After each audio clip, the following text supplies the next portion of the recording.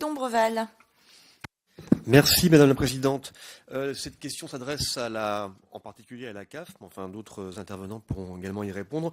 Le non-recours aux prestations auxquelles nos concitoyens ont droit est un vrai problème. En France, on évalue à plus de 10 milliards d'euros les aides sociales diverses qui ne seraient pas attribuées à leurs bénéficiaires parce qu'elles ne réclament pas. Dans les territoires ruraux, les personnes se sentent souvent éloignées et pour certaines n'ont pas facilement accès aux applications numériques ou même à l'Internet. C'est le cas dans ma circonscription des Alpes-Maritimes, qui est une circonscription de montagne essentiellement, avec plus de 60 communes rurales. Quelles actions pourraient être menées par vos services en lien avec les acteurs locaux pour permettre de sensibiliser les personnes à avoir accès à leurs droits et à réaliser les démarches nécessaires dans la constitution de leur dossier? Je vous remercie. Merci, la parole est à Jacques Krabal. Change un peu, ce soit pas toujours le même ordre. Allez-y. Concernant la question qui a été posée sur le non-recours au droit aux prestations familiales. En la matière, en fait, la branche famille a déjà mis en place des dispositifs pour aller au-devant des publics et justement agir sur le non-recours.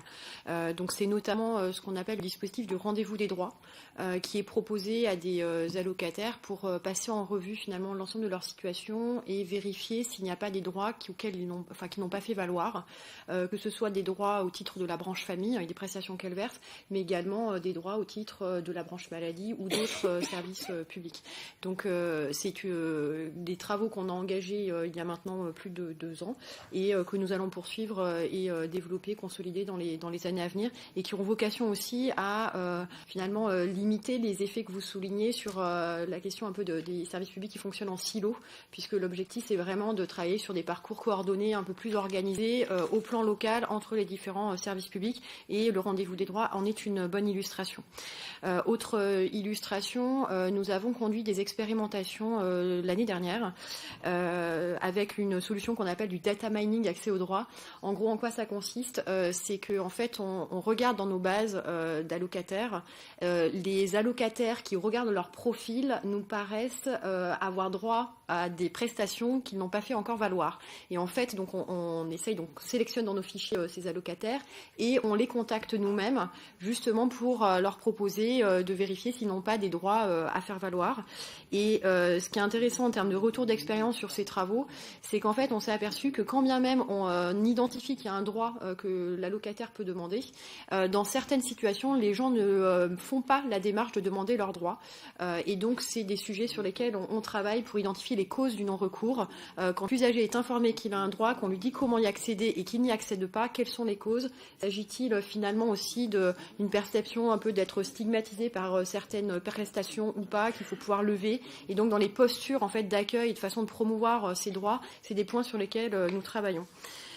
Et puis évidemment pour lutter contre le non-recours, on s'appuie aussi beaucoup sur notre réseau de partenaires d'accueil pour détecter des situations de fragilité sociale ou autres et identifier leur prise en charge. C'est aussi la raison pour laquelle on compte beaucoup aussi sur la diversité des partenariats qui sont structurés par les CAF et qui sont très riches et qui vont bien au-delà des MSAP. Ça va du centre communal d'action sociale en passant par les structures de la petite enfance et encore bien d'autres sur le domaine notamment de l'action sociale.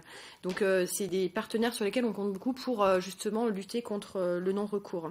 Et enfin, effectivement, c'est les initiatives auxquelles je faisais référence tout à l'heure que nous souhaitons promouvoir et développer, d'accueil plus coordonné entre services publics. Donc, par exemple, on a, que ce soit dans le Jura, Belfort, dans le Gard également, des accueils conjoints avec la CEPAM qui permettent une prise en charge coordonnée, par exemple, entre le RSA, la CMU complémentaire, ce genre de choses, avec une prise en charge unique à un seul moment donné. Voilà. Et puis dernière petite élément, c'est pas simplement l'accès aux droits en termes de connaissance des droits, mais c'est aussi l'accès aux droits en termes de simplicité d'usage des démarches. Et donc là-dessus, je me permets encore d'insister sur le fait que on va au devant des publics pour les aider justement à se familiariser avec les démarches administratives. Donc à titre d'illustration, c'est le cas dans les Alpes-Maritimes et c'est également le cas dans de nombreux départements. Les CAF proposent aux personnes qu'on a détectées en accueil comme étant a priori peu à l'aise avec le numérique, des ateliers collectifs de formation à nos démarches en ligne. Et ça peut être fait aussi en partenariat avec d'autres structures. Je pense par exemple dans le Nord avec la médiathèque de Maubeuge où on propose à des bénéficiaires du RSA des ateliers collectifs pour se former à l'usage de cette démarche. Donc c'est ce type d'initiative que nous mettons en place pour lutter contre le non-recours. Et puis, il y a une question qui a également été posée concernant les moyens alloués à la branche dans le cadre de l'évolution de la prime d'activité et de la renégociation de ces moyens qui ont été définis dans notre convention d'objectifs et de gestion pour la période 2018-2022. Donc, à court terme, on a débloqué un renfort temporaire auprès de l'ensemble des CAF à hauteur de 185 CDD répartis sur l'ensemble du territoire. Et s'agissant finalement de la clause de revoyure éventuelle de nos moyens plus pérennes au regard des impacts de cette évolution, c'est des sujets sur lesquels notre présidente est très sensible et sensibilisée, et elle a prévu de rencontrer prochainement notre ministre de tutelle et les administrations centrales concernées pour évoquer justement la question de la renégociation des moyens pour la branche.